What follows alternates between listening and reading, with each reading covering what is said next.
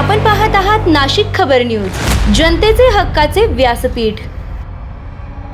क्रांतीज्योती सावित्रीबाई फुले यांच्या पुण्यतिथीनिमित्त माजी खासदार समीर भुजबळ यांचे अभिवादन। नाशिक जिल्ह्यातील येवला येथे क्रांतीज्योती सावित्रीबाई फुले यांच्या पुण्यतिथीनिमित्त माजी खासदार समीर भुजबळ यांनी त्यांच्या पुतळ्यास पुष्पहार अर्पण करत विनम्र अभिवादन केले। महात्मा फुले नाट्यगृह आणि येवला येथील संपर्क कार्यालयात हा कार्यक्रम पार पडला। यावेळी बोलताना समीर भुजबळ यांनी सांगितले की समाजाच्या मुख्य प्रवाहात महिलांना मानाचे स्थान मिळवून देण्यासाठी क्रांतीज्योती सावित्रीबाई फुले यांचे योगदान अत्यंत महत्त्वाचे आहे। त्यांच्या महान कार्यामुळेच आज महिला शिक्षण, राजकारण, प्रशासन आणि विविध क्षेत्रांमध्ये सर्वोच्च स्थानी पोहोचल्या आहेत। महात्मा ज्योतिराव फुले आणि सावित्रीबाई फुले यांनी समाजात समतेची ज्योत पेटवली।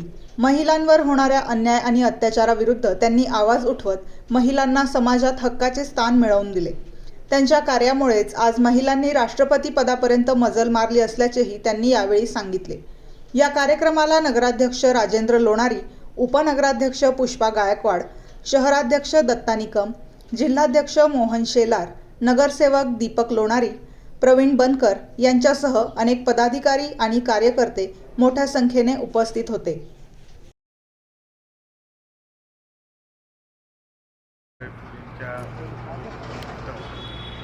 अभिवादन करण्यासाठी आपल्यातील सर्व नागरिक जे आहेत ते जमलेले आहेत।